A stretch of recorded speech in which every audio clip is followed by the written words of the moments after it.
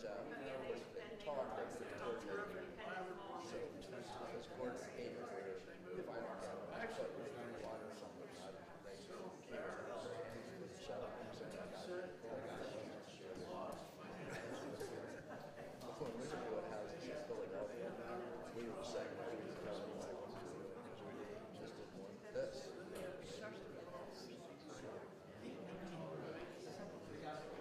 Well, and then they have an opportunity, somebody would value it, pictures, right?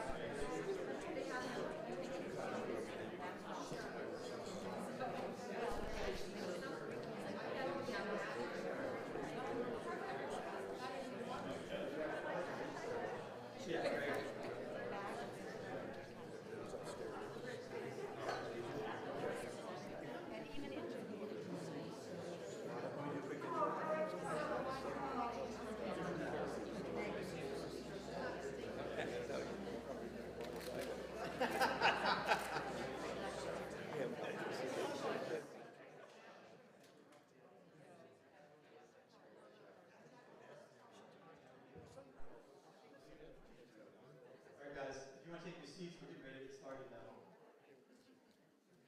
We have a lot of people streaming in, and there was a miscommunication. We had meant to do it 5:30 to 6:30 at the talk down in the lobby. And refreshments were I did not know that refreshments were promised. Sorry about that. That was my mistake. But yeah, you guys want to go ahead and take your seats? Some of you, I think, I've met throughout this process. It's been an intense process, to say the least. We've been looking at this project for a little over 18 months now. And I'd like to reiterate, when we looked at it, we said no a lot more times than we said yes. But throughout the time, getting to know the project, get involved with it, I just wanted, before you kick this off, that we had the best of intentions. Like, we sort of fall in love with the story of Mary Coffin and her gardens. This is one of the best examples of her work in the United States, and I think we are really excited to be ready to carry that vibe and that aesthetic throughout the campus. And we really challenged ourselves to find a use that would fit the site, sort of justify the renovation that it really deserves. And I know a lot of people might not believe this, but we really thought we were doing community service and tackling this and taking this on. And I know my business partner here is going to talk to live in the Highlands his entire life. And we really, the ultimate goal, no matter what comes out of this, is that we do something that we're all proud of. And we really feel strongly about that. It goes out into this. That's really something that means something to us. And every project I've taken on since I moved back to Delaware 5 or 6 years ago, I think those of you who have watched, I'm tireless, you know. It takes a toll on my family, it takes a toll on my kids, and it really, really is something that we don't take lightly. We really take our projects seriously. And I would encourage anybody to come check out our projects that we'll outline today and see them for yourselves, because we really do take our time to do things the right way, we think. And happy to hear Krista's mother with us. But with that being said, I'll introduce my partner, Rob Snowberger. He's going to run the point tonight, and then we'll do a Q&A together at the end of the presentation. So we will not rush you guys out of here. If any of you have questions, please save them for the end and let him get through his full speech.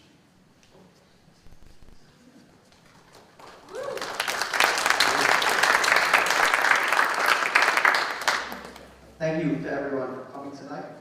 We really appreciate it. We understand that this is a very sensitive topic, as well as something that has been tried many times before. And hopefully what we show you tonight is the reality behind the numbers. I was asked to present the numbers, so in business school you learn math in public is a bad thing. So please bear with me guys. I tried to do some math in public, and this will be available for you afterwards to critique, to look at, to decide if it's what you believe or not. And then after this, the process doesn't stop in terms of feedback. We haven't presented anything. We haven't asked for zoning change or anything that is development related. We've been studying this project. We've been asked to run a public process, and this is a part of it tonight. And what we hope that you gain from this is an understanding of the project and what is possible. And if this isn't acceptable to the neighborhood, we sure don't want to go. If this is acceptable to move the project forward, then please support it. It's really that simple from our perspective. So here's the agenda for tonight. We're going to introduce ourselves just so you know who we are. It sounds like a lot of you know Rob. He's been in front of me a few times.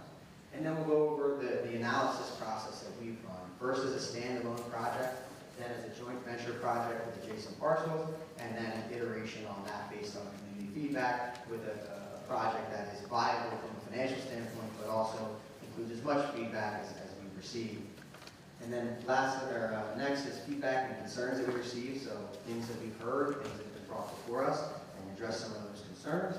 And then the next step, the timeline, and how to stay connected from this point moving forward. And then after that, we'll move into questions. So this is our team. This is me, Rob Snowberger. I grew up here. I'm a Highlands native, and I live here today. I grew up on Gilpin Avenue in Woodlawn, and today I live in Brandywine Falls as a homeowner. I'm an experienced historic developer. I was a vice president of Gene Poland Group for 6 years, responsible for most of the downtown renovations and new construction that happened from 2014 all the way through 2020 or 2019. I have a degree from Wharton, and I was a Navy SEAL in Iraq. Those are the 2 times that I actually left the Highlands, was to go to school and to go to war, and now I'm back. Rob Herrera, my partner who you've all met, he's an architect. He worked for 6 years in New York City in big architecture firms there. He also is on the Delaware Prosperity Partnership. He is what I like to call the lightning rod millennial. He's the token millennial that gets to do lots of fun stuff with the state of Delaware. So he's very connected and involved in everything that's going on. He cares deeply about the state. We also have Steve Weathers, who's not here tonight, but he's a construction manager. He's been there for 7 years at BPGS Construction, senior project manager, so he was very in-depth when it comes to construction costs and building. He actually built the Concord out on where Chuck E. Cheese is on Concord Pike. That was one of his projects, very large scale. And then Dave Rainier, I believe he came in at the end. He's a principal as well. He's specialized in finance. He was vice president of capital markets at Virginia Coleman Group, and he actually financed or was behind the financing of another boutique hotel that's going on right now on Market Street called 519 Market. We'll show you that as a comparable to this project here in a little bit. And then Dwayne Riley, Dwayne's in the back. He's responsible for all of the beautiful 3D renderings that you're going to see tonight. The guy has really taken our company from here to here, so thanks a lot, Dwayne. Really appreciate it. Here's some of our experience in historic renovation. Naturally, we don't own all of these. We own about from here down. From here up, those projects that I did with the Coleman Group. I highlighted 2 projects I'm particularly proud of. One is good because it shows an exterior renovation that's possible, and then one is an interior. So for exterior, this is the old Kennedy Fried Chicken that was downtown, right there at 2 East 7th Street. And that's the before, and this is the after, which is now Bardea Food and Drink, and 15 apartment units above. This was actually submitted by Powers and Company for a historic award. It didn't win, but the fact that it was submitted, and we feel very happy that we did something very cool there. And then the other project is 226 West 9th Street. I highlighted this one because the interior, it was just the worst interior we've seen, even worse than Gibraltar, believe it or not. This was, this building caught on fire. It was put out by the fire department, and it was left there for 30 years to mold and to rot. And this is what it looked like when we bought the building, and this is what it looks like after someone's apartment. So we've seen a lot of different styles. We've seen a lot of different rot and a lot of different stages of a historic property. So based on that experience, we're confident that we can accomplish the restoration of Gibraltar. Please, can you stand behind the stage because the other microphone's going to the streamers. Oh, sorry, I messed that up. Is this better? Yep, it's because that one's going to the live stream. Sorry, guys. Okay, excellent. Operating businesses. Our company also has operating businesses, whether we own or we've partnered to bring to life and still operate today. Stitch House Brewery on Market Street, one that I'm particularly proud of. It's been 4 years now, which is a huge milestone for a restaurant. The Mill, that's Rob's business. He has 2 locations, one downtown and one on Concord Pike.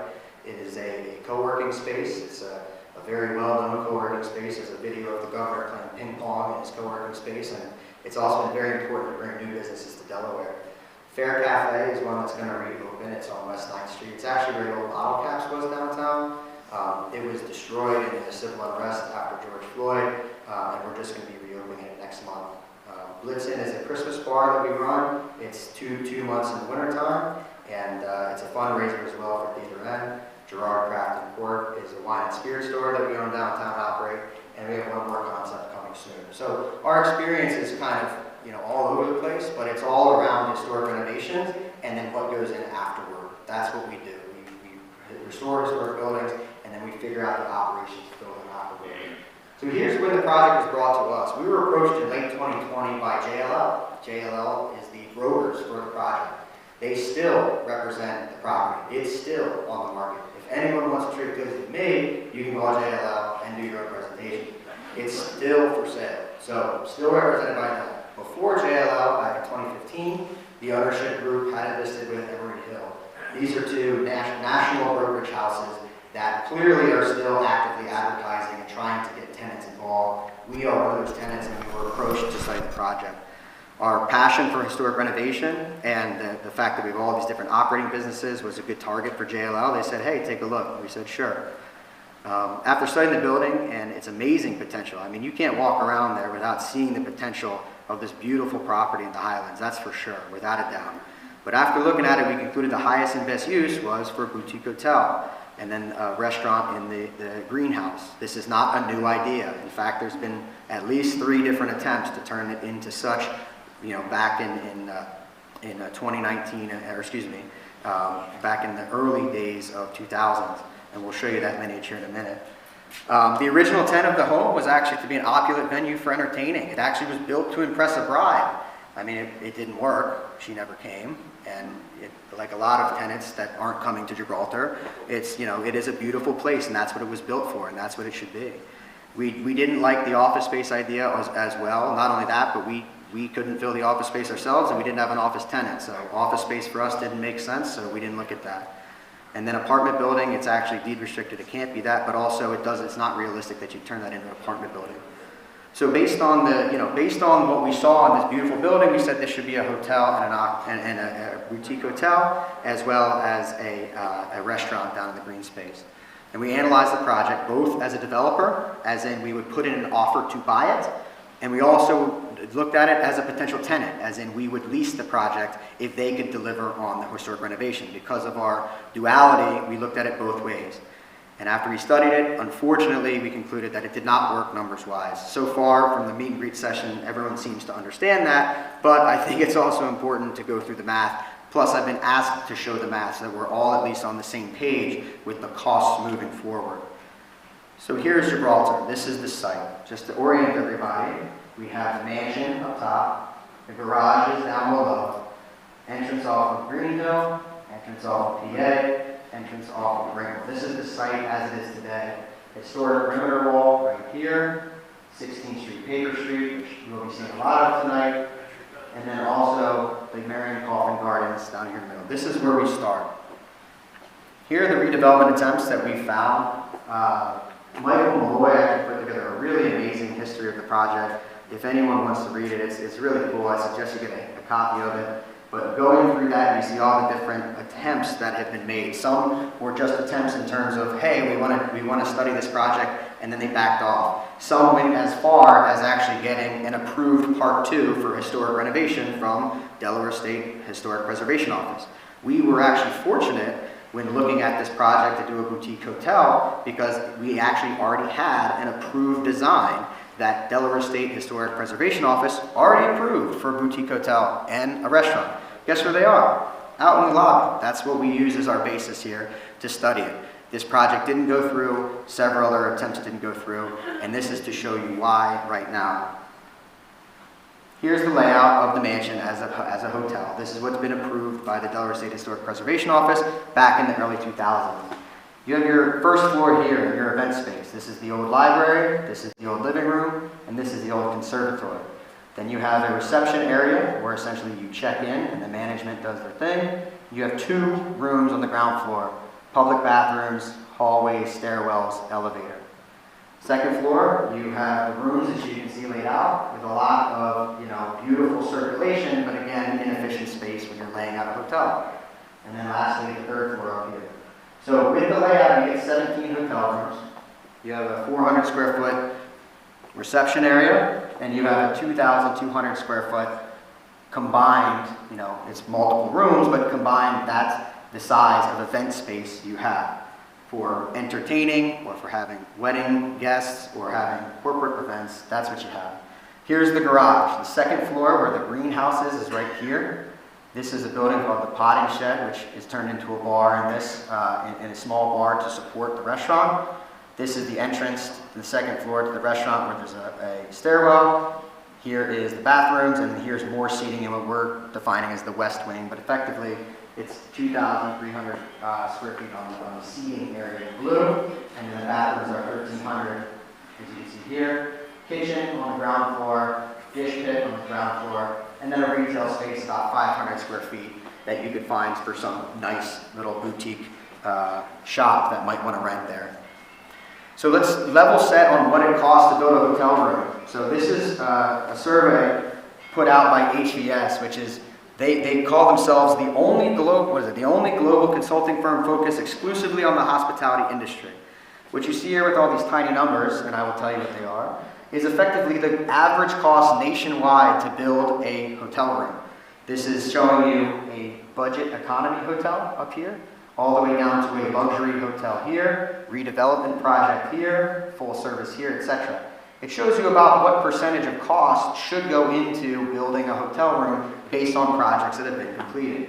We pulled out luxury hotel because this number will be very important. I'm sure you're guessing why, but ultimately $675 per hotel room gets you a luxury hotel.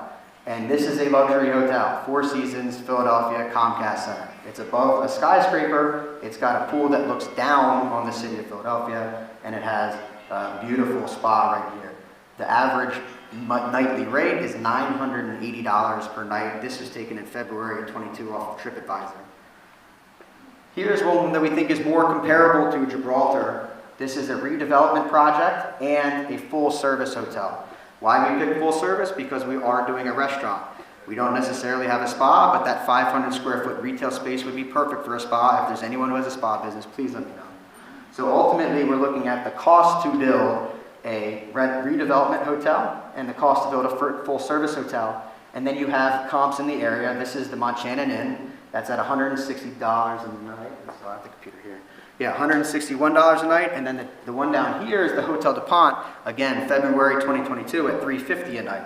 So if we come up here, we see, okay, what's the full service hotel? $347,000 per room. That's the target that you're trying to get to, and that would get you about $359 a night. Or you do the redevelopment hotel, and that is $214,000 per room. So these are the numbers that we're trying to get to see if this project can be affordable or not. So here's the standalone project. These numbers will be available to you, and I'll do my best to walk you through these tiny numbers right now. However, ultimately what you have is a $16.7 million project all in, and then after you subsidize it, including giving up the developer fee, which means that guys like me work for free, and then you also use historic tax credits, you get to about $692,000 per every one of those 17 rooms. That clearly doesn't work. It's not even close enough to really dig down and say, do we have all this right? Because it's just so far off. But let's look at some of this stuff. So here's construction. Here's your square footage. We have about $300 square foot as the average. We'll defend that here in a minute. But we think it's legitimate based on our own estimates as well as third-party estimates and the national average. Then you have tenant allowance here. Tenant allowance is something that you essentially have to use to attract an operator. This is something that allows them to use it for their kitchen equipment. This is something that allows them to build specialty construction. This is something that you need to be able to attract them. Then also over here you have a fairly complex calculus, but you all have a copy of this on how you calculate the historic tax credit subsidy. And essentially it becomes about 69% of your project costs can calculate into tax credits for you. But ultimately, $692,000 is the number we came to. Here's the derivation of construction costs. This is our number. It's about $279 on average. Then we have our third-party estimate that we got done. It's about $299 on average. And then you have the national average of $368. This is just construction. So when you look at our biggest line item budget, the construction costs to do this, we think that we're right there, if not a little aggressive, at $300 a foot. Here's a great example of a comparison. If you piece together, I know this is a Puccini project, but I did not use any proprietary information. This is all pulled from stuff that you have access to as a part of public record.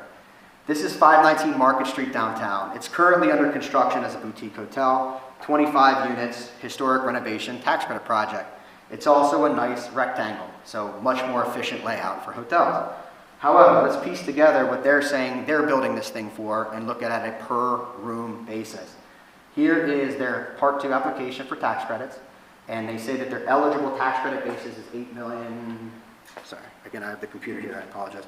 They say that it's $8,121,000 is their eligible tax credit basis. Then down here, you see their application, or excuse me, their award for a downtown development district, which discloses publicly their construction cost of $6 million. So if you put that back into the table over here, you spit out essentially what they're spending per room for their boutique hotel restoration downtown. And that comes to be $324,000 a room. So Gibraltar, $692 per room. 519 Market, $324 per room. One other important point. This money, downtown development district money, not available for Gibraltar. This is an additional subsidy that they get to count towards their project that we don't get because we're not downtown. This is another 20% of hard costs. So when you look at a project that makes sense, and you know, a company like BPG does things that make sense in terms of the business, right? They're looking at $324,000 per room with an additional subsidy. We're looking at $692 per room. Doesn't work. So, doesn't work. That's what we told them. We said, sorry guys, you know, I've played soccer across from Gibraltar when I was in the YMCA leagues. I've walked by it several times going to AI Middle. You know, everyone who's my age around has stories of being inside there when they're teen. We all know that. And ultimately, we know this thing's been sitting there forever. So we looked at it and said, this is why we can't do it. And they, you know, they have pressure to do something with it. Don't think that they're, you know, just sitting around. They actively want to do something with it. So they told us, hey, we have these 2 neighboring parcels. Could you use those to make the numbers work? And we said, you know, ultimately, we'll take a look to see what it does. And we said, sure, we'll run those and take a look to see what we could do with these 2 adjacent parcels to make the numbers work. And then also, they basically said that they would suggest that they would help us on the purchase price if we could figure out a plan so that they could do potentially the houses and we could potentially do the mansion. But one thing to go back for a second and notice is we said 0 acquisition cost. If you look at our budget, we're assuming that we get the property for free, and that's $692 per unit. So we're already starting at 0. We're already assuming that they're giving it to us to do this work, and it still doesn't work. That's very important, because it doesn't matter how good you make it. If they gave it to me, I wouldn't be able to do anything with it. It's just the way it is, at least in terms of a boutique hotel and restaurant.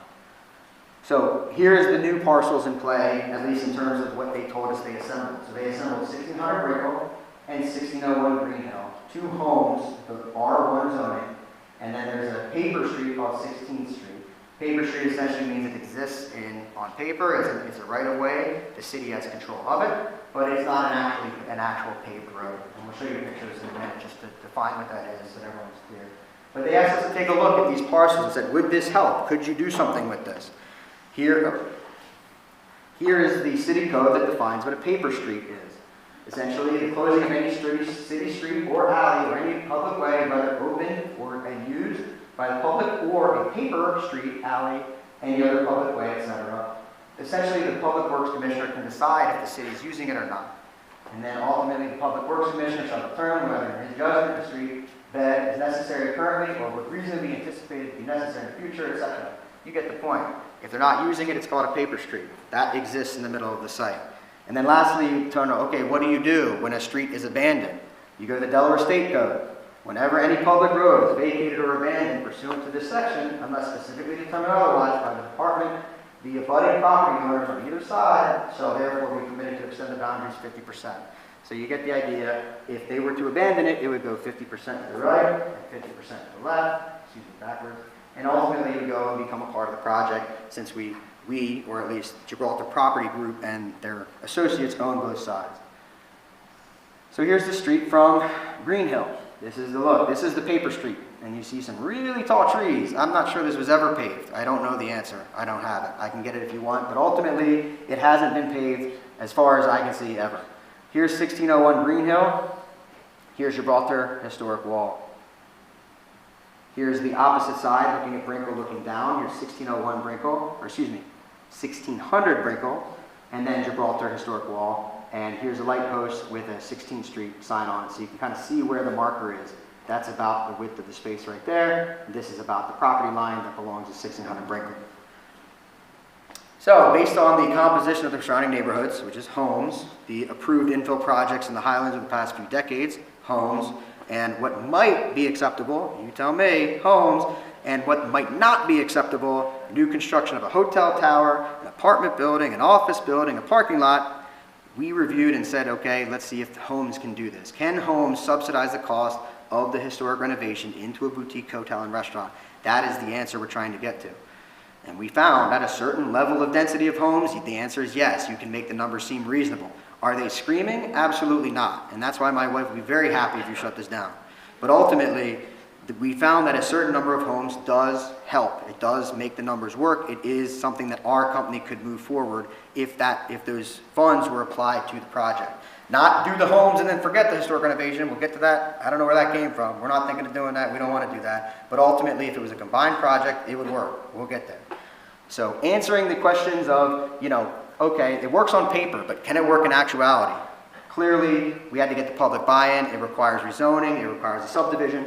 That's what we're doing here tonight, and that's all we've been doing since we've been in front of you, is studying the facts and coming to you with a revised plan based on as much feedback as we can. We ultimately decided that talking to the community was the most important next step, as well as talking to elected officials, and that's what we've been doing. So, getting into it, this is the rendering that we originally showed. This shows the density that worked for us. It was 19 homes. There were large homes. There were mainly large homes, and then a row of townhomes along Green Hill. This is what we showed originally. Gibraltar Mansion gets renovated historically, but you have to eat into the historic easement and show the homes. I was very happy for a conversation I had with Gary when he said, you never told anybody that you had to amend the historic easement to do this. And I said, Gary, you're absolutely right. So to my commitment tonight is to try to show you absolutely everything, if you like our plan, what you would be supporting. So hopefully that's true. This is the renderings that we showed. This is the large homes up here. This is the towns along here. And this is the look that we presented. We had no idea what people wanted to see, but this is something naturally we like to push. Our architects from New York City, they like to push a little bit. But ultimately, this is what we showed originally. Forget it. It's gone. But this is what we showed. Sure. Throughout 2021 and early, so I'm just going to read this because it basically gets into the plan. Throughout 2021 and early 2022, 9SDC met with various neighbors, individually, homeowner groups, walked the project site with Director Tim Slavin, elected officials. We presented at the Highlands Community Association May 19th via Zoom, and then held an open forum in the Gibraltar Gardens on June 10th, picture to the side. Beautiful day. Couldn't do this today out there. Wish we could. The purpose of these meetings was to present the general idea, to show the site plan that worked financially, and to seek community feedback so that 9SDC could continue to refine and analyze it. Throughout the progression of the meetings, 9SDC shared the current status of the plan at any given time with whoever connected with us. This ensured that we didn't receive the same feedback. This ensured that we had a progressive amount of feedback coming in. So if we stuck with this plan and then talked about it for the next 6 months with all y'all, we get the same feedback. So every time someone reached out and said, hey, I'd like to talk about Gibraltar, I said, sure, let me show you where we're at. And then we would get progressive feedback. So if you've seen iterations of it in the public, I apologize. I don't know if that was the right move, but ultimately we wanted to keep showing refined versions so we can get to this point today, put a stake in the ground and say, hey, here's the new plan. And if it needs to be reworked, then maybe it needs to be reworked. If it needs to be trashed, maybe it needs to be trashed. If we can move forward, then great, let's get going. But let's keep going. Throughout the communication channeled by HCA, thank you very much, to its members, we advertise our contact information, encourage anyone to reach out to us. And then we also told everyone that we'd be back in front of you in February. That's this meeting. There was also a news journal article put out. We complied with and interviewed with Amanda completely. We let her and the photographer take as many pictures as they wanted, and we're completely open book with the news journal, and that was published. Nothing related to development actions have occurred. I've already said that, but I want to be clear. We haven't done anything. No one has made a deal or given us anything. We are just studying this so that our company could potentially move forward and actually get involved with this property financially. Based on these meetings and the community engagements, we respectfully present the following plan. So here's where we start. Again, just to reiterate, Gibraltar, Paper Street, 2 homes that are owned by the same ownership team. Here's the plan that works at an optimal point where you still have a project that works financially, but also includes as much feedback from the community as we could receive, or we did receive. There could be more after tonight, for sure. So ultimately you have 16th Street gets paved about 50% of the way and creates access to the down side or the lower side garages and guardhouse area. So as you can see, the historic property doesn't change but for parking, which we're told doesn't count against the square footage because it's parking so long as it's not in this area. But this is parking to support the lower, this is parking to support the upper, and there'll be a little blurb that shows you all the feedback that we addressed with this new plan. 1600 Brayville stays, and a new home gets built next to it where 16th Paper Street was. And then you have 7 buildings, which effectively are 2 semi-detached buildings each. And this is the revised site plan. Here's the stuff that we were able to incorporate into the plan based on feedback from that initial plan. Number 1, no change to the historic conservation easement. This does not require a change. What this requires is for us to submit our historic application and have them review it and have them tell us it works or it doesn't.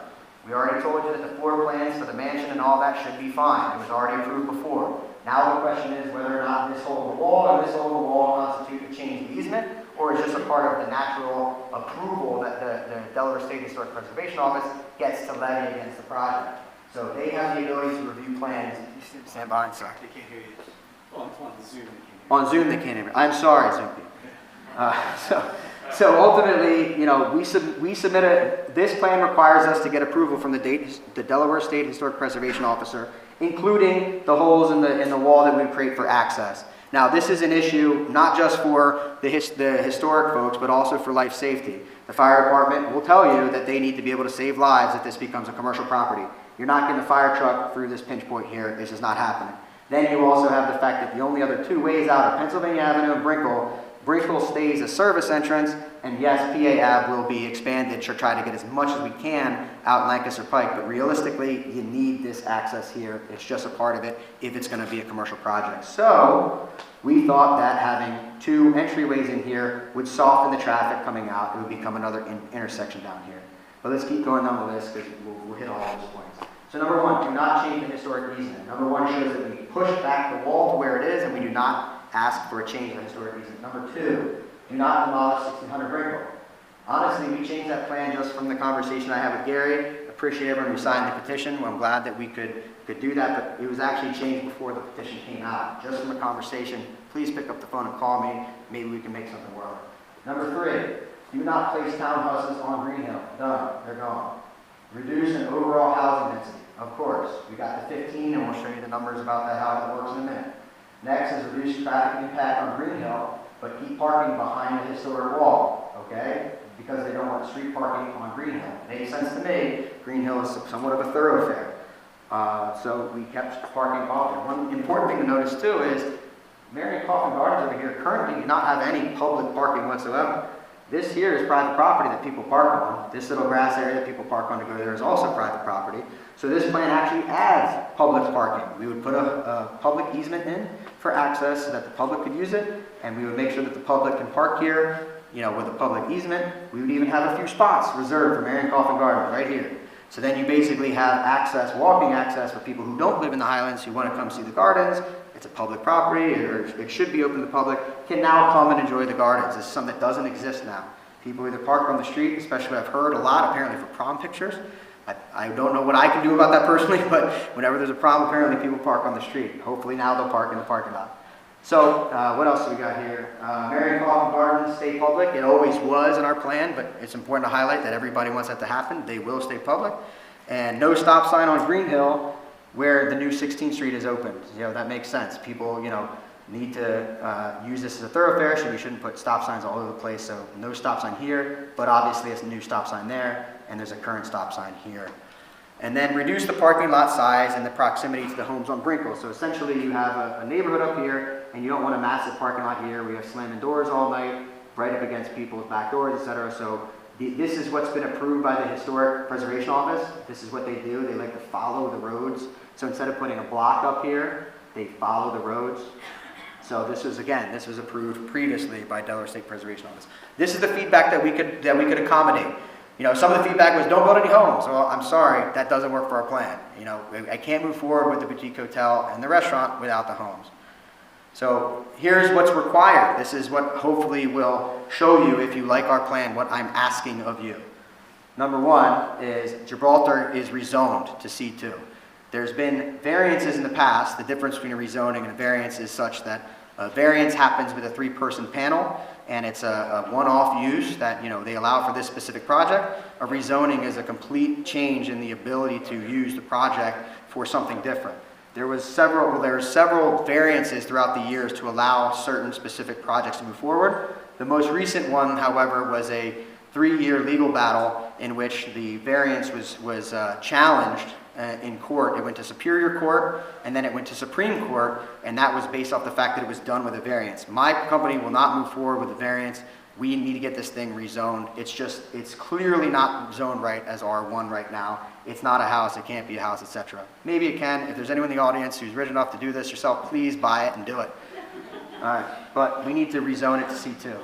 Number 2, rezones, yeah, Elon Musk is a good idea. 1601 Green Hill to R2 or R3. So essentially, this parcel here gets the zoning changed to R2 or R3 based on side yards. Just because R3 is townhomes doesn't mean we're going to come in here and build townhomes. We'll sign whatever to agree to that, but we just need to make sure that we have the ability to do the home. So that requires a rezoning. All of this will be put before the public again and again. You'll get the timeline.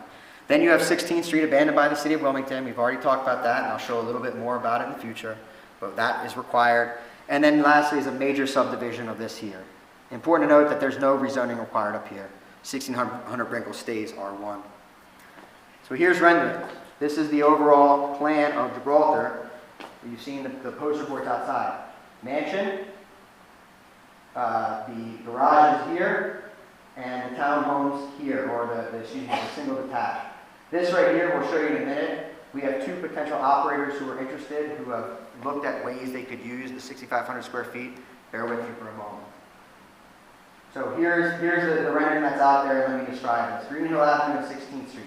Garage buildings, potting shed, the office here, the mansion, they all stay and remain a historic renovation. They all get done by the Secretary of the Interior Standards for Historic Rehabilitation. That list of projects I showed you in the beginning, all of those were done this same way. This gets done this way. It gets the mansion renovated to the level that I think we all want it to be. Then here's your homes here. This is just the 4 homes right here. They're 2 and 2, 2 and 2, 2, 2 and 2. And then on top you can see the elevation. One of the natural things we'll talk about here is that there's about, on this is about 25 feet. Over here it's about 19 feet. It slopes down, but there's a large grade change right about here. These homes are actually built into the back of that grade change. We'll show you a picture of that in a minute. So here's the street view from Green Hill. You're standing on Green Hill Avenue, and I showed a picture of this before. Here's where the paper street was. It's now paved street. Here's one of the entrances to Gibraltar. There's another one up here. And here's what your street view would look like.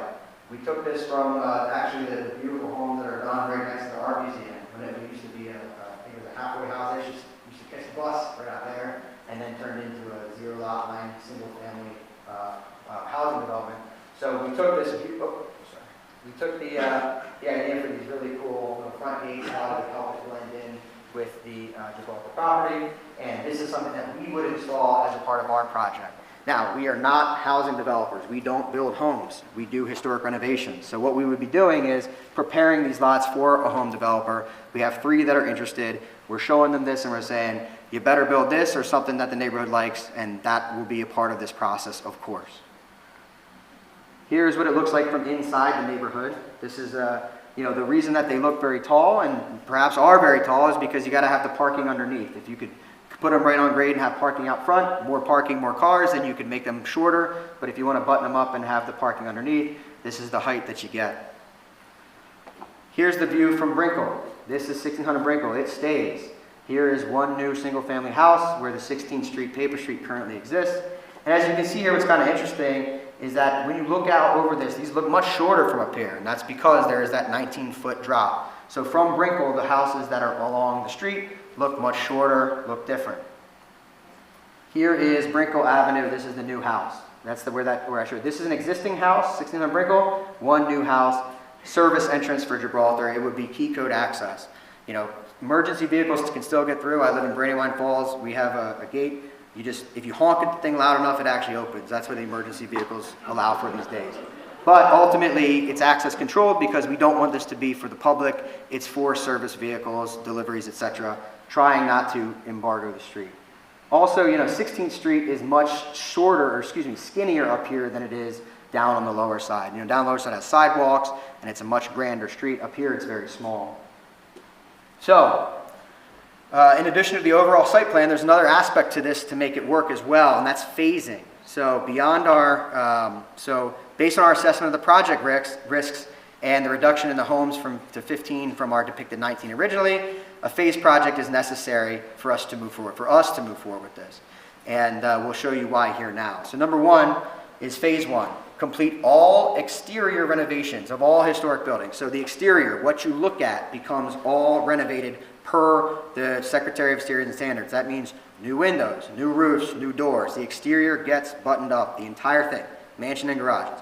Also, as a part of phase 1, you do the full interior renovation of the garage area. So you start with your restaurant and the parking down there, and then you also do the approved home lots as a part of phase 1.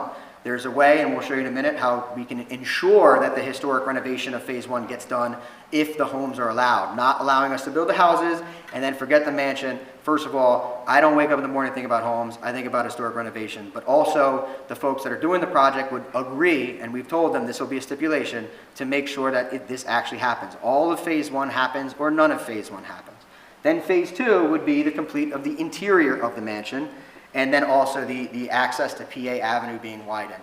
So the reason for phase 2 is that ultimately we have a few contending operators for the mansion, and they're gonna wanna put their mark on what the design looks like. And none of them wanna be standing in front of you right now.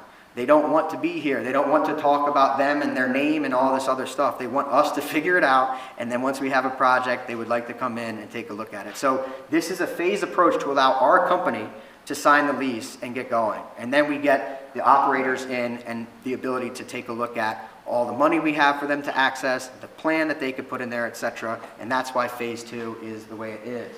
It could happen simultaneously if the operator for the mansion/wedding comes in immediately, but at least you start with the restaurant and, of course, getting the entire property looking good and saved on the inside. Once you have new roofs and new windows and all that other stuff, the project inside becomes a lot more protected. So here's a phasing, assuming no homes. Let's say, okay, well, I like the phasing, I like that, but I don't like the homes, just do the phasing, maybe that'll work. Well, this shows you that that still doesn't work, of course. Here's phasing. Here's the project budget that you've seen, $692,000 per room. Here's phase 1, which is just all exterior being done and the garage area fully done into a restaurant. And then here's phase 2, which is the interior of the mansion.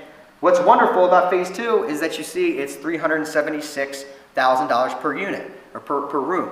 What is that number? That's a workable number. That's within the range that is acceptable to do hotel rooms, $376,000 per room. It seems a bit much, and it is definitely on the higher end, but it's doable. So it's like, okay, sweet, this works. Well, the problem is that phase 1 costs you $5 million. So or 5.3, excuse me. So let's see the rent that the garage, i.e. the restaurant, would have to support in order to afford phase 1 by itself. Here it is. So here is the cost of phase 1, and if you have an investable return, meaning that you at least get, a project that is this risky, in which you're taking on debt and you're signing the dotted line and all these other things, you're at least expecting an 8% return. 3% for government treasury bonds, 7% for the 30-year average of the S&P 500. 8% is the bare minimum that an investor would move forward with a project like this. So let's determine that. 8% of your 5.3 is $430,000 a year. That's the rent that the tenant would need to pay. And if you look at the square footage, here's the breakdown of all the things in the garage that we just looked at. It's about 5,900 square feet, and then you have that little retail space. So all in all, it's 6,000 square foot of rentable square footage. Then you have, there's real estate taxes and insurance that the tenant is going to have to pay their fair share of, and so we're assuming 50% of the current operating expense of the property. All in all, you get about $460,000 a year that restaurant would need to pay you in rent to move forward with phase 1. And that turns out to be $71 a foot. Market for this type of thing is $35. Once again, it still doesn't work. We've already seen that by itself. Even if you phase it and just do the garages and the exterior first, you can't make it happen with just the restaurant. So here's phase 1 if you add in the home lots. So this is the same number up here, but now we add in the home lot budget here. The home lots, unlike Gibraltar, where we start with 0 acquisition, don't forget our analysis assumes we pay nothing for Gibraltar. We did have to pay for the other home lots, or at least BDK and the other group, the same people. Ultimately, they had to buy those lots. If they mortgaged them, those mortgages would have to be paid back. In any event, you pay for what it says on there to get those lots. Then you have all the stuff that goes into preparing those lots, including a big hefty number to deal with that grade issue. The other thing, and the other reason why, I'll go over in a minute, but the city has a lot of problems with 16th Street because of not only elevation, but also the historic Gibraltar wall. You can't just build up and build a ramp because the pressure that's put on that historic wall would make it collapse. We'll go over that. But essentially, it looks like we're coming to a total project budget to improve the lots, to buy them and improve them and do the paving on that street. It's $2.5 million. And based on comps that we think we can get, you have one new home, which is the Brinkle House, the new Brinkle House. Then you have the 14 twins, they're there, and we're assuming a $220,000 per lot sale. So ultimately, if you look at what you're selling the homes for, you take about 20% of that, and that's usually what a developer will pay for the land. So at $220,000 per lot, that's assuming that these homes sell for $1.1 million each. Then you have 1600 Brinkle, which is a property that would essentially just be a house that would be sold. The backyard would be smaller, and you'd have a house next to it, but you'd sell it. Ultimately, you come up with $1.9 million of profit. What does that profit do? It gets put in here as another subsidy. So if you're looking at the project cost, you add in the fact that, again, guys like me are working for free, no developer fee. Then you look at the tax credits, there's the tax credits. And then there you go. You slide in the sale proceeds from the houses, and you bring the cost down. So that brings you to $4 million for phase one. Don't forget what phase one is, guys. We take the mansion and we make it look beautiful, the garages make it look beautiful, and we do the restaurant. Now, you still have your $370 per unit. That works, or at least works somewhat for the boutique hotel. Now you have $4 million project for what the restaurant would need to afford. Let's see how that pans out. So here's the old one, remember $71. After the subsidy, here's the new cost up top, same math, you come down to about $54 a foot. Now, is $54 a foot 35? No, it's not. But if you have the wedding venue and you have the catering associated with the wedding, this is something that could attract somebody to take it. I've actually had 3 restaurateurs, all extremely high quality in the area. I'm sure you've all eaten there. Contact me and say, absolutely, I'd do a restaurant there. So you're still getting into a pretty, tight situation even with the homes being sold. But these are the conditions under which we think we can do this project. And when I say we think we can do it, what I mean is we'll sign the lease, get the financing, and get it going. This is the conditions under which we'll do that, because we think that we can afford these things based off of the fact that there is going to be that wedding traffic. And don't forget, the place was built for a bride. It is beautiful. You walk around there, everybody says, oh my goodness. They take wedding pictures there now, and it doesn't look that great. Just imagine if there was a beautiful place where people come get married, and the gardens would be overflowing with all the descending, flowers that Marion Coffin designed it for. It would be a very beautiful place to be, and open to the public. Let's not forget that. So, if this plan is acceptable, this is what happens. We would form a joint venture partnership with the current property owners, and they would be required to supply the equity and then also personally guarantee the debt. We showed you how big the project is. This is going to take about a $10 million construction loan. They would have to personally guarantee that loan under the conditions of us signing the master lease for this project. From there, and this is what we're requiring them. We say, you can take it or leave it, but if you don't do this, then we're not coming. We're not taking on your mess. Then you have the next bullet point, which basically says that we will perform the development work, we will do all the work of the renovation, and then we will also do the operation. Don't forget, this is what my company does in many different instances. And then lastly, we will sign the master lease, and this is what ultimately engages the financing. If you sign a master lease, if the owner can show a bank, hey, I got a master lease that says this, check out their balance sheet, they can do it. No, by the way, we'll sign the personal guarantee. A bank will finance that. That's no problem. This is how it's initiated. The question is can we get to a lease that can actually be built? That's the question for you all tonight. That's what we're talking about here. Here's the concerns that we've heard. Historic mothballing, we'll go over what that is and what we've done to address that. Maintaining the historic conservation easement, we'll go over that just a little bit here. No guarantee that the full plan will be built. Fear that only the homes will be built. Valuable public property to be donated to the development, which is that paper street. Precedent-setting decision with rezoning. Accompanying housing development not needed to afford the project. Hopefully we've answered that, at least our project. Parking, access, and stop signs. At least we've shown you what the plan is. There's a traffic study coming. It has to be done. It will be available before City Council allows the rezoning. So mothballing. This is a picture from 1996. This is the mansion when it was given over from private hands, from when it was a house to Gibraltar Preservation Group back in 1996. Has it deteriorated much more? Oh yeah, of course it has. Yes, it has. Everyone's seen the News Journal article. I'm sure half of you have been in there. It's worse. But this is where it started in 1997 when the Sharp family sold it / gave it to Preservation Delaware. That's a baby pool collecting water from the roof. And this is obviously deterioration. This is the main living room right here. Here's pictures from today. And this one is naturally a planted picture because I thought it looked good. So of course I picked this one. You can all see the public pictures of what it actually looks inside in the News Journal. But then here's the same exact room you just saw. This room right here. Here it is, right there. We cleared it out with ServPro, essentially. We had a crew come through. We'll describe that in a minute. But essentially, we cleared it out. What do you see? Yeah, the plaster's in horrible shape. The ceilings have fallen off the plaster. But you still have the character. The floor is wavy from lots of years of water, etc. All of this needs to be replaced. Remember that picture I showed you of 226 West 9th Street? We can do this. We can do it. It's expensive, but we can do it. We can restore this. So this is the current condition. And as you can see, there's still lots of wonderful things to work with inside the mansion, and then lots of course, replacements that need to be done. Ultimately, in historic development, if you can't repair what's there, you go through a lengthy process of getting a new material picked out and approved by Delaware State Historic Preservation Office. One thing that's going to be very fun if this moves forward, these are triple pane windows. Triple. They go up 3 stacks. I don't think anyone makes those. So essentially, they fold up into one thing, and there's 3 different panes. It's unbelievable. So these are all the things that we're going to have to work with if we can't restore it. We're going to have to replace it in kind, and this is what goes back and forth between SHPO and us if we develop the project. So what is mothballing? It's essentially a preservation brief number 31. I forget how many there was, like 300 preservation briefs. Some of them are on the right chemicals to use when you're cleaning brick. Some are on that window discussion I just told you about. But ultimately, Preservation 31 says, when all means of funding a productive use for a historic building have been exhausted, or when funds are not currently available, then mothballing could be a good way to preserve a mansion or preserve a historic property.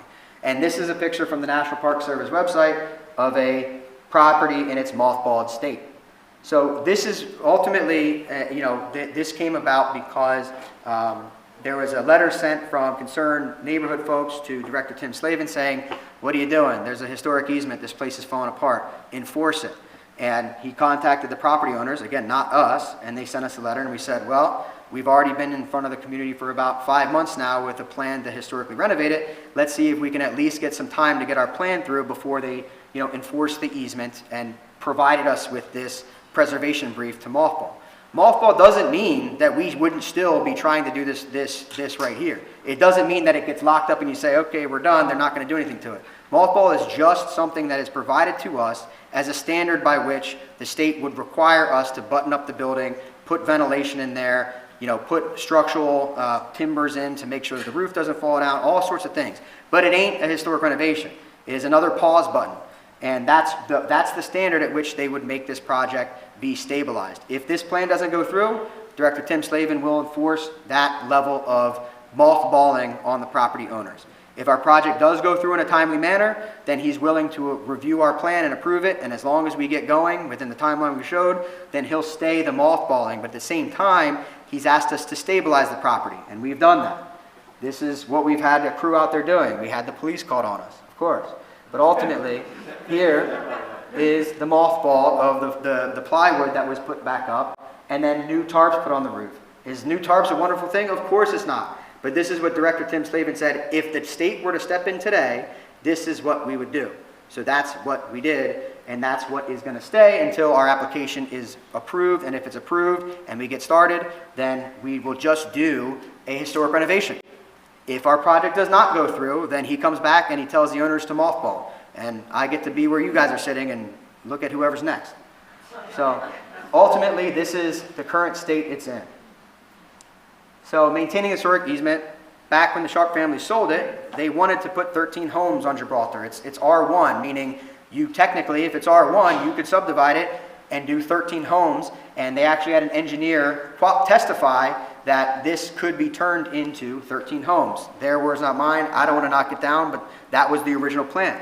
The neighborhood back then decided, you know what, we don't want that. We want to save this thing. So through an effort of lobbying the state, the Open Space Council, and then also private funding, raising money for nonprofit Preservation Delaware, they raised about $2 million and said, hey, Sharp family, can you sell it to us?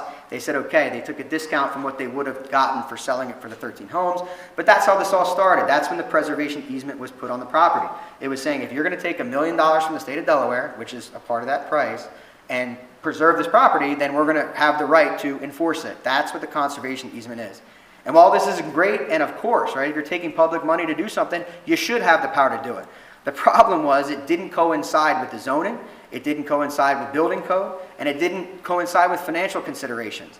And you can tell me that you hate my plan, that's fine, but there's been 8 other plans that haven't made it through because the conservation easement was not synced up with the realities of who controls all those other levers, not to mention you all for zoning. So it just doesn't work in terms of a mechanism, and at some point, I don't know when that is, someone's going to reevaluate it. Again, not saying that that happens if this doesn't go through. I have no idea. I'm just telling you that at some point, someone's going to say, you know what, maybe this thing wasn't meant to be. Okay, our plan maintains the historic easement, as we said. SHPO will review our plans. As I said, the historic easement lasts in perpetuity, meaning if we're successful in doing this and the historic easement stays, it doesn't really matter which is on the property. It always has to look like that. And then also, of course, we'll accept deed restrictions to make sure it is what it says it is. That's fine. Then you have, maintaining the historic easement is difficult. You take away a lot of flexibility from a developer to make a plan work. And again, that's why there's been so many failed attempts. And then lastly, by the historic easement, there is an allowed 6,500 square feet of new construction that's allowed. So far, we've talked to 2 very interested wedding venue operators, and we'll show you what they want to do with the 6,500. We are not proposing that tonight. We are telling you what has been told to us would entice them to take this project on. This is a 4,000 square foot ballroom, 2,500 square feet for 8 more rooms. There's your ballroom. It's meant to look exactly like the current conservatory on the other side. Double height with a stone wall around the back and the side to muffle from noise. And then ultimately, this is another building here. It's kind of hard to see, but that's on purpose. This is more rooms in this little box right here with a green roof. So essentially, it's made out of stone. It blends in with the property, but you actually get 8 more hotel rooms there. This is what one operator said. He's like, I can't do this for 2,500 square feet of event space. I need a ballroom. So this is one option for that square footage. Is this allowable? I have no idea. Delaware State Historic Preservation Office will have to review this, decide if it fits with the easement, give us a determination. But this is what one high-end operator would do. This is another high-end operator who said, I don't need the ballroom, but I need more rooms. This would be 2 of those small buildings with a green roof and the stone facade. Again, what we care about is historic renovation. What we care about is making the project look good and something that we can all be proud of. This is something that effectively minimizes the look, and we think that this would be a wonderful thing to use it for. However, of course, it adds rooms to the property. So now instead of 17 boutique hotel, you have 37 units. These are just 2 ideas to what 2 potential operators have said they would use the 6,500 that's allowable by the historic easement. So the valuable public property concern. This is Gibraltar and this beautiful stone wall here, the Rock of Gibraltar. This is effectively what it's named as. It was put here for a reason. It's on this beautiful perch that overlooks the Highlands. It's gorgeous in terms of this elegant, massive wall here. But it also carries over to the adjoining properties. This is, just to show you how I came up with 24. Here's the topographic survey that we just had done. A number of you have told me you've seen surveyors out there. They were. So 191 is about there. 215 feet is about up there. That's 24 feet of elevation change. That carries over to 16th Street, Paper Street. Here is, if you were in the Boy Scouts or in the military, or if you just like hiking or Girl Scouts, you essentially see all of these lines here close together means rapid elevation change. And so if you look at a picture of where the current public property is, the 16th Street, not only do you see that, there's the top, there's the bottom. It's hard to see, there's a lot of overgrowth, but another thing that you can do is look over here and see how the historic wall steps up. It keeps stepping up going over. So ultimately, there's still this massive ski slope, if you will, that has to be traversed or figured out if this is to become a street. When we talked to the city and we said, hey, just if you want to pave it and put a street there, fine, but you got to tell us because we're trying to plan this out. So what are your plans? They said, well, we haven't been able to pave it because of this elevation change. And oh, by the way, because it's up against your historic wall. So if we're going to do this and actually make a road, which wouldn't comply by ADA standards, by the way, so they actually couldn't do it. But let's say they got a variance from the ADA standards that exist today, you'd still have to build up this site to get from Green Hill up to Brinkle. And because it would push against this wall, they'd have to work with the owners of Gibraltar to buttress the other side, put dirt on there, mess with the historic easement, all this other stuff. Same thing with the properties on the other side, again, owned by the same group, Gibraltar. So ultimately, oh yeah, sorry, one more picture. This is, Dwayne has our 3D renderings. This is just a cross section. Essentially, he inputs the information from the topographic survey into his software, and it creates an accurate depiction of the actual elevation. So this is side view, if you will, of our proposed project. And there is the home that's been built into the side of the elevation change. So here's the new house up top, and here's our new home, our 3 rows of new homes down here. So let's see here. The other things that the public property is necessary for. Number 1 is required access for the commercial use. I already told you, you need access to this if it's going to be commercial property. The fire marshal will not even deal with this. This would effectively be closed off under commercial property, but you need to have life-saving access to here. And if you're going to try to regulate the traffic so that you don't have all cars coming out here or all cars going out there, even if you had all cars going out there, you wouldn't be able to get the turnaround radius. So this is necessary. 16th Street, where it is necessary. So like I said, when we talked to the city, we said, what are you doing with it? We actually need you to pave it. Could you pave it? So these are things that we talked to the city about. The next thing is that, 50% of it will be used as a right-of-way. And under the request for them to abandon it, guess who pays for the paving of that 50%? We do. So we effectively say, hey, can you abandon this? Follow the code because it happens all the time. We will pay for this. We will put a public easement on it so it can be accessed by the public. We will have public access to public parking for the gardens. And then we will also take care of the topographic issue here. And that's one of the things that is effectively saying, hey, do you want to do this? Because if you're not going to do it, then we're going to do it. But someone needs to do something. So that's a part of our plan. It is. Rezoning density precedent. I don't really have, any of the super duper facts on all these projects, but here are infill projects that have happened. This is one that, believe it or not, Gary and I's backyard actually touched when we were children. Our backyards on Gilpin and on Shellcross touched. This was actually done when I was a kid. This used to be the St. Anne's Convent. And this is essentially the density that was put in there. There is a hole right here for, what's it called? For the egress of the roads that were put in. But this was taken from the city historic district map. It just shows you how much density was packed in there. And look, duplexes, house 1, house 2. This is what was just built down on the river. This was built on Riddle Avenue, down there where the old Bancroft Mill is. There's the apartments down below, and then there's the homes up high. This is a triple, right next to it. This is what people build these days. Then you have the homes that are right next to the Delaware Art Museum. You can see them tonight. Very pretty, and they also, switched it up in terms of the facades. It looks nice. We're not really here to talk about the look of the homes, although it's definitely necessary. That's something that the home builders will want to hear from you, and the city will want to hear from you at some point. But ultimately, no one in this room is going to agree to what looks beautiful. It's a hard thing to do. So all we're showing you is infill projects that have happened in the Highlands in the past decade or so. This is kind of what we use as a basis to say, hey, this is a part of a plan that works. What do you think? So the next steps in our timeline and how to stay informed. So we're going to submit our part 2 to the State Historic Preservation Office by March 15th. This effectively will get reviewed by them, and if they give us an approval, it's basically just saying, your plan complies. Does it mean anything starts on the ground? No. It just means that our plan conforms with the standards for rehabilitation as well as the historic easement. And we'll share the results, and they're also public. Then you have the fact that we need to get the rezoning started. So the first thing that we would do is request a rezoning of the mansion and of 1601 Brinkle. Again, 1601 Green Hill. We are not requesting rezoning for Brinkle. So that would be the next step. We assume if we start the process soon after this, then we'll get a meeting in City Council around May. And then there would be, after that, or simultaneous to that, around that time, we would ask the Public Works Commissioner if they are going to use 16th Street or not, if they're going to pave it, what are they going to do? At that time, we would request that they abandon it. After that, we would have another City Council action, which is effectively to do the subdivision plan, to turn the zoning into subdivision. And that would happen, we think we'd get into City Council around July or August for that second action. And then we assume that we'd start construction thereafter somewhat soon, fall or winter. About 12 months construction for phase 1. Don't forget what phase 1 is, all exterior, garage, and the townhomes, but not one first then the other. We'd agree to something that gets them all done. 16th Street's a good way to handle that.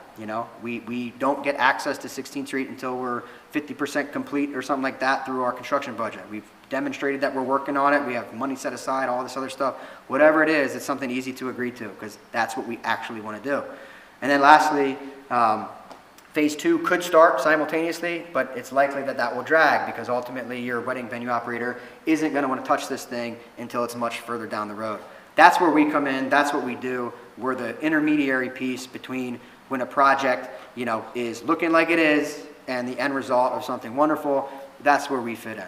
And we would sign the dotted line and sign up for this lease if this project were to go through and it worked feasibly. So stay informed. You all have my email. You've had it before. You have it again. There's also going to be an email set up called Gibraltar@9sdc.com, so you can email that as well. And we're also going to put up a web page on our website. After tonight, this brief will be available there. I'm also, I'm not sure if we can distribute this through HCA, but if they'll allow it, I'm happy to do it. So you all have this brief. And thanks again. I know this was long. We appreciate your time and participation. And we thank HCA and also the Delaware Art Museum for letting us be here. We thank the elected officials who are basically told us, look, we're not going to do anything until you talk to the community. And that's fine. That's what we wanted to do. That's what we're here doing tonight. And thank you to the neighbors who reached out for feedback. Still open for feedback. Love to hear from you. And thanks to my team who put this together. It's a lot of work, a lot of time for something that is very uncertain of happening. So appreciate everybody's input to it. Thank you very much. And I'll ask questions after that.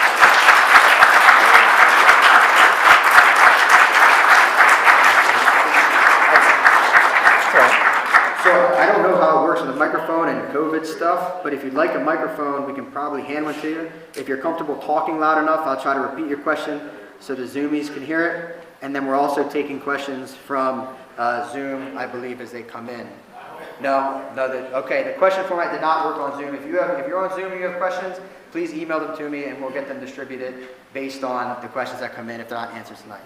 Yes, sir, in the back. I'll try and talk loudly. Perfect. Thank you. I actually live right over here. I have a question for you because I want to make sure I understood what you were saying. Am I correct that you are hoping to get $1.9 million in profit from the development of the neighboring properties? That's correct. 1.9 million in profit from taking the purchase of what the home. 1600 Brentwood and the one below it. We almost bought it, so I know the purchase. So you're hoping to develop the adjacent properties to get 1.9 million in profit, right? Yes. So if the community or government came up with $1.9 million, you don't need to develop that part, correct? Sure. Yeah. So if collectively we solve that issue, then the concern here about density and everything else goes away because the existing street on the bottom, because it's below grade, there's that big boulder on the side below grade. City can develop and give you access and control, and then there's no problem, right? Yeah, sure. So 1.9 million is the vote. Yes. Correct. Okay, thank you. Wonderful. Problem solved. That was awesome. That was way easier than I thought. Let me ask a follow-up. Sure. Will the owners commit to not developing the other two properties? I will certainly tell them that this is an idea. Ultimately, we are looking at this from the standpoint of someone who would lease the project. It's on the market by JLL. It says, hey, come lease this from us. We'll turn into this wonderful thing. That's what we're in front of you here tonight saying. But ultimately, we don't care about the homes. They're just something that is a means to get this done. Based on the numbers we're seeing, it's not going to happen. We don't think it's going to happen based on numbers. It's too high. If the University of Delaware comes in, that's wonderful. Like I said, it's still available today. And I'm sure these guys would take a much easier route than dealing with me, telling them you got to personally guarantee $10 million with debt and do all these homes and make everyone upset, all this other stuff. Could you ask if they commit? Of course. Thank you. Yeah. Yes, sir. Related to that question, if you partnered, I think it was Michael, and his neighbor, there's people out a nonprofit organization, if you partnered with them, for example, the University of Delaware. The University of Delaware has a hotel, restaurant management school, Master of Landscape Architecture, botanic garden, all kinds of things that would fit. We own Osher across the way. Nonprofit organizations, the tax credit number goes in the state of Delaware from 20% to 30%. The 1.9 million number he mentioned, there may be a deal where something is worked out with the University of Delaware as a potential partner. They own the joint venture with the hotel already. Absolutely. I can answer that. That would actually shrink the 1.9 million number down to a small number. There's a bond bill allocation coming up. There's the state budget surplus. So, Rodney Sharp is Delaware's greatest preservation is for $1 million or $1.5 million. That's not an unsurmountable number to reach. And I want to say that I think that's a wonderful idea. And we're totally open to those conversations. I personally tried to partner with the University of Delaware at Star Campus. It's not an easy task. But I'm very open to the idea, and we're open to to push on that concept. There's also to be said too, just, there's a great idea for sure, absolutely. And like I said, anyone can take the stage up here and do this thing. What we're telling you that back in the day, Gibraltar Preservation, or Delaware Preservation is a nonprofit, was a nonprofit. The way they went about it was to do RFPs. People submitted and said, I'd like to do this. It was supposed to be a quiet bed and breakfast long ago, all this other stuff. That was a nonprofit. It was funded by the community to do this stuff, and they were preservationists. They were statewide preservation nonprofits. So I'm just, if we're looking at all the failed attempts, or the attempts, not necessarily failed attempts, we're looking at all the attempts in the past, nonprofits have been involved in the past. I certainly don't, that's a great idea, but hopefully the university would come out tomorrow and say, hey, we'll do it, And I would also say, if you looked closely at the Good State Mansion recently, you have to get it down, because that's on its way to being non-full too. Which one? Good State Mansion across the street is headed the same direction that Gibraltar is, so if we think that UD is going to be the appropriate partner, we have to ask for better consideration than down at the repair and all that. Sure. Agreed. Not just partner right now. Agreed. Okay, absolutely. Sir. I'm Gary Leonarducci, obviously, that you know. Hey, Gary. I want to say I'm really happy that you put an entrance to the 16th Street from the back of the Gibraltar property on the north side, because that was not there before, and that's essential for ingress and egress, which is really important to make that a viable property. I'm happy that this iteration has completely comports with the conservation easement, because that is not an easy thing to change. I would like to see the university. I would like to see if you could partner with the university for one particular reason. I'm very interested. I'd love to see. Good Day Center is being neglected by the university. The university just doesn't have a lot of plans for it right now. The property manager is not doing a good job of keeping it alive, and it has a beautiful garden. It's got a beautiful history. I'd love to see the Good Day Center be part of the Joseph Biden Presidential Library. Sure. If you could get the Presidential Library right up Pennsylvania Avenue, that belongs. Yeah. You can have that. No, absolutely. No, 100%. I mean, these are all wonderful ideas for sure, and that would be a great use. When you have, the number of folks saying you gotta, fix this thing up and wait on it, it's still private property. I mean, it still has, people who own it. It still has real estate taxes, about $50,000 a year. That is just ticking away and ticking away. It's private property. So if any of these ideas were to come to fruition, we certainly, as a group, want to see the best thing happen. Don't forget, I live here. I see you guys at Yakima. I see you all over the place, right? I don't want to build something that gets me, in trouble.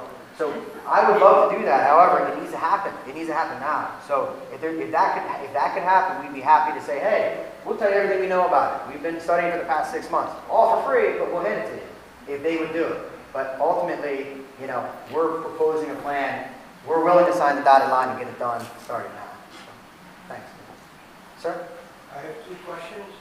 The first one is, I didn't catch the price that you anticipate a single house to go for. Sure.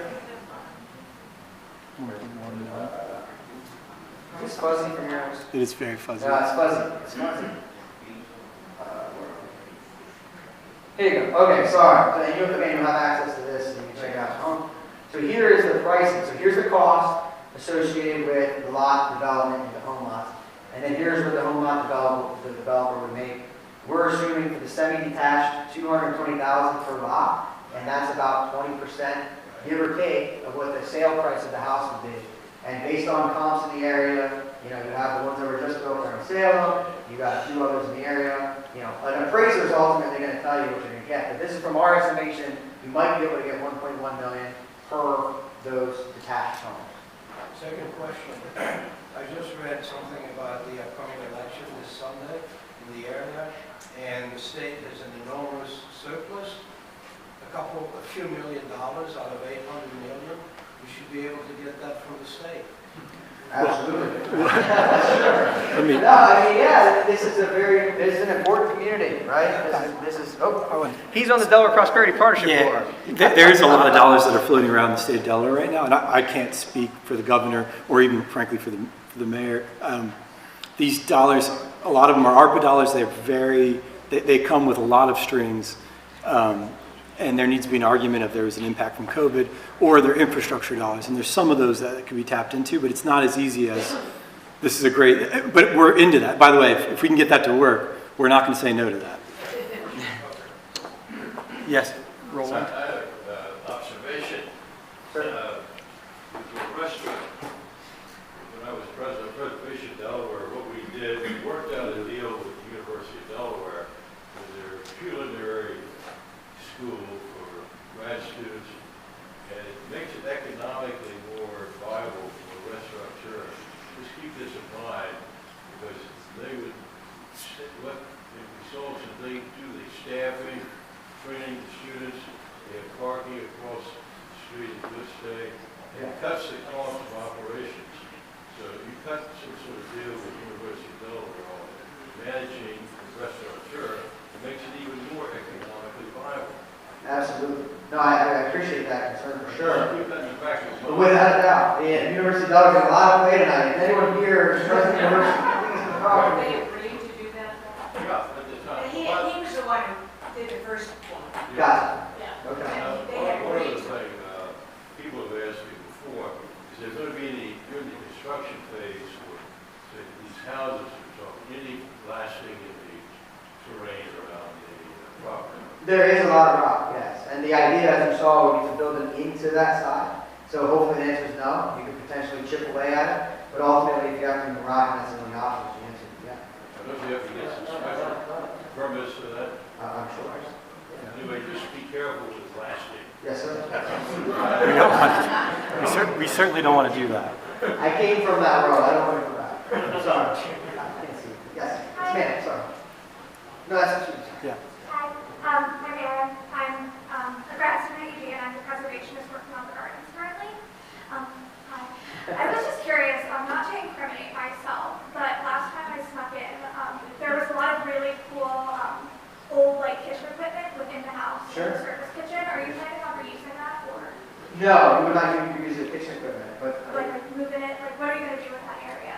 There's just a beautiful sink that I can bleach. Yeah, the sink is yours. no problem. Yeah, seriously. I don't want something, no, I just want to see it You done. have my email, I'm more than happy to supply. Yeah. I mean, I don't own the property, don't forget, but I'm sure I can bring it to work. I also want to say, just, UD has $0. We've tried selling the garden to UD, they do not want it. So we might as well just say to that.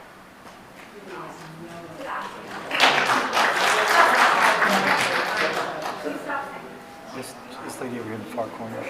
Oh. Rob, yeah, can you go back to the slide which indicates that the owners of the property are prepared to, in one way or another, guarantee that the process of rehabbing the mansion itself and the other 4 buildings will indeed succeed? Yes. So I think there's 2 sides to that. Just here's one in terms of showing that 16th Street is one option. There's, I'm sure, several, but this is one that we thought of. Because naturally, when it came back around, oh, you guys are just going to get the homes and then you're going to leave it. Naturally, we want to say, no, it's not what we're here to do. What can we do to agree to that? It's got to be a little give and take naturally because the bank has to agree to finance something that's going to get done. So if you just say, oh, build the historic park, then we'll give the home, that's not going to work for the bank. But it's not going to work for the community, give it the home, not sure it gets done. So we got to meet in the middle. One of our ideas was 16th Street, and the reason why is because one thing that hasn't happened in all these attempts is a building permit hasn't been filed, or at least hasn't been reviewed. So you can talk to the fire marshal all day, but they'll tell you, oh yeah, you're going to need all this other stuff. They won't actually review it and tell you what you got to change until you submit to that building permit. We know that. We've been through this many times. So ultimately, this is one tool where if the city could write a letter to the fire marshal and say, yes, this access will be available, they've said they would fund it, etc., we could get our building permit reviewed, and even though we would technically need access to get an approval on a building permit, we could get a building permit to do the historic renovation. if we get a shipowner's approval. And then we could start, we could finance it. We would sign the lease, they would personally guarantee the debt, we would get started and get this renovated. Maybe at some point in the budget, 25%, 50%, we could say, hey, here's our budget, here's our loan, we've spent 25% of it, here's construction draws 1 through 10, and just look at the project. Are we working on it? Do you see it getting better? Hey, is it cool if we get the houses now so we can get that going too? Something like that is what we would be willing to agree to. It's one option of many. And then the other one, I believe the slide was to say what would happen next if this plan is approved, which would be here. If this plan is acceptable, the next step would be that we would form, right now we have an agreement, but it is not a joint venture. We would form a joint venture, and they would effectively, in that joint venture, be required to personally guarantee any debt the partnerships have gone, and they would also be required to put up the cash equity to do the project. The project financing would be a mix of debt, equity, and historic tax credit revenue. All of that historic stuff needs to be bridged, but the owners would have to put all that stuff up, take the risk with us.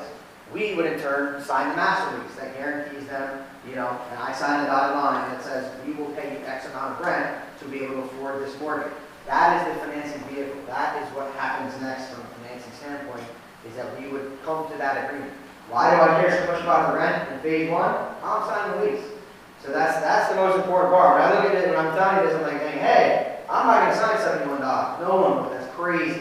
But 54, maybe. If we do the project, we look at the stuff, and we say, okay, we're going to have, a hotel up the street, we're doing weddings. 54 might not be too bad a number, but it certainly can't get any higher than that. So did that answer your question? I'm sorry. Yeah, pretty much.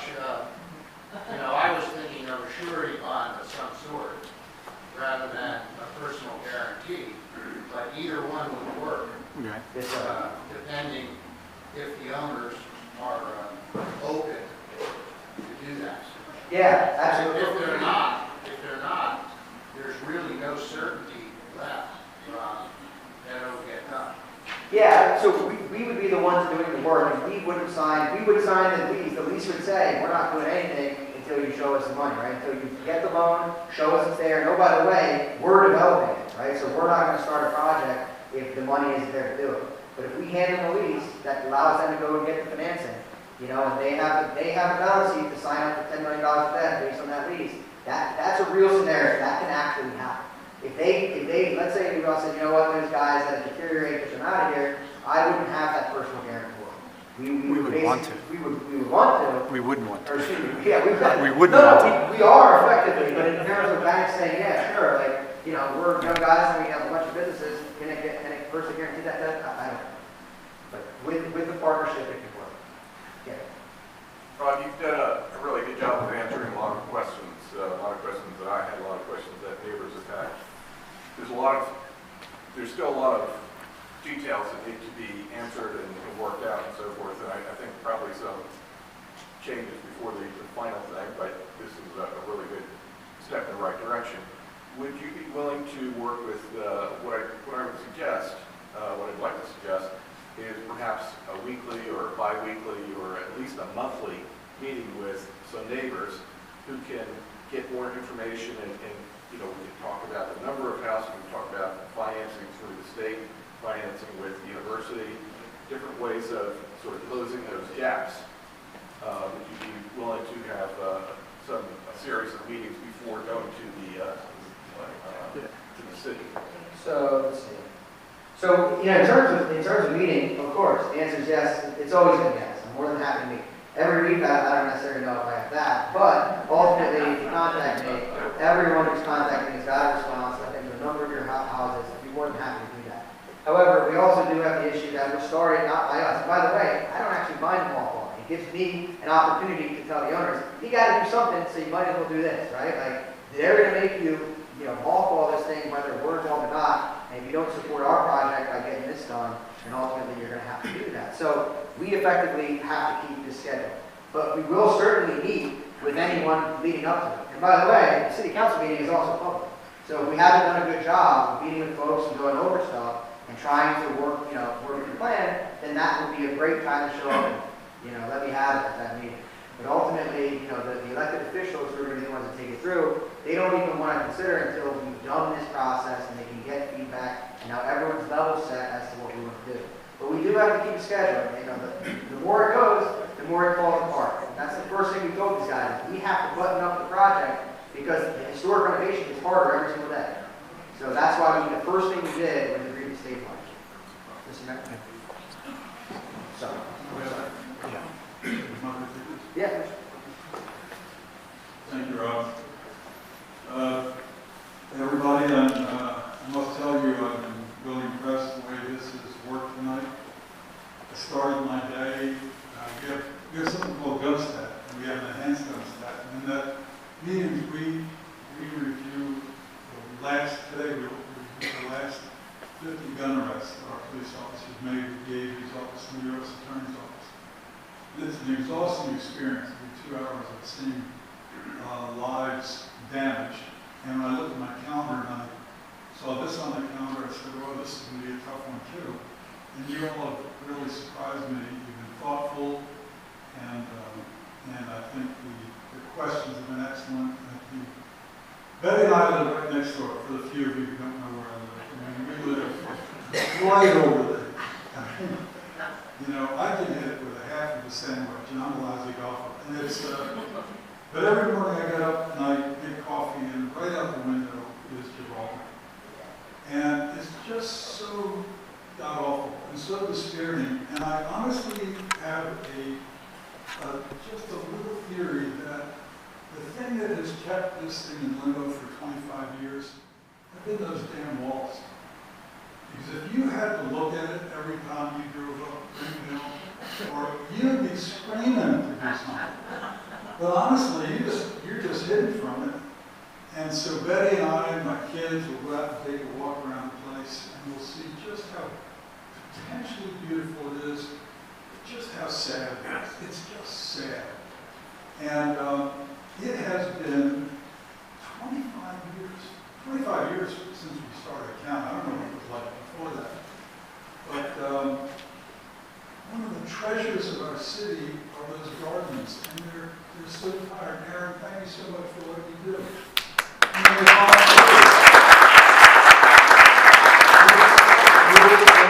Across the street and a handful of volunteers do the best they can with no budget.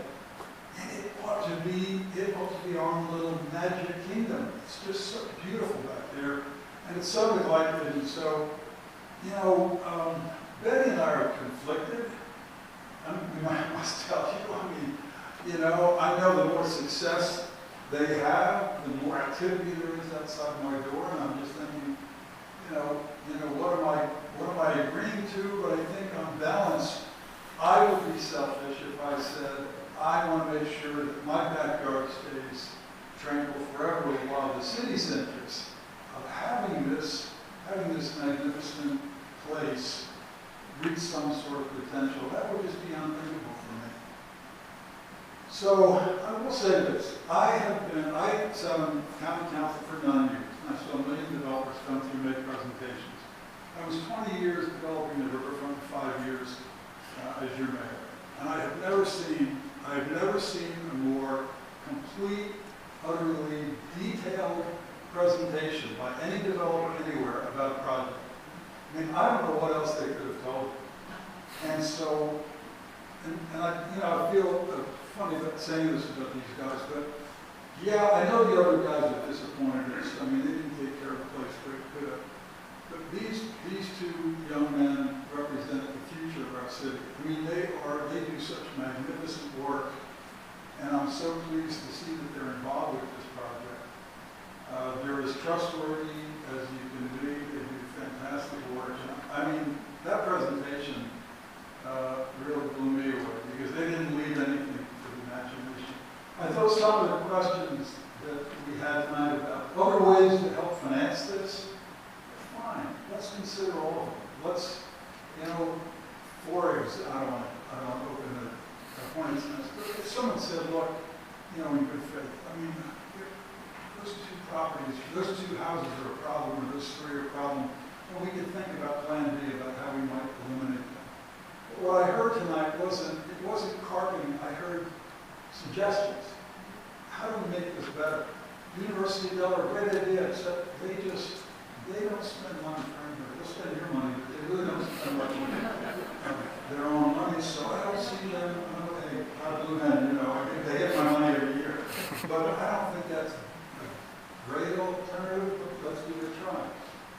I guess what I want to say is, I think the conversation should continue. I don't think it can be a complete redo, but if anybody's got if Gary spent a lot of time on this, he's got some thoughts.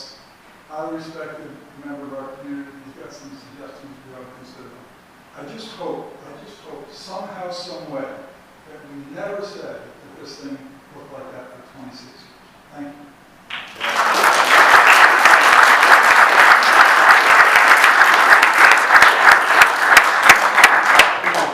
I'm going to do one more and we'll conclude. You take one more? Yeah. First of all, thank you. It's terrific. You put a lot of work in, and transparency with the neighborhood shows your bona fides. I appreciate that. I agree with virtually everything the mayor said. I think there's one question that you haven't addressed. Rob knows what it's going to be. I just want to say it for the room so that you can think about it. We all know the best part of a wedding is the after party. It's the after party, not the ceremony. It's the DJ. That's very fair. So tell us, for those of us who live close, what can you do if you're not going to operate the venue? What can you do to make sure that we don't hear Cupid Shuffle till 10 p.m. 4 days a week for 9 months a year? But you don't want that? Don't. Yeah. No, that's a very good point. I think those kind of things can be put into a lease agreement of some sort. And I think we could outline that as a parameter. I think you can put a noise easement after a certain time. And at this point in time, all those things are on the table. I think it's a very good point. All right, well, thank you guys for the time. If you guys have additional questions, please email us. Our email is out front. And we'll stay after if you have other questions, but I know it's getting late.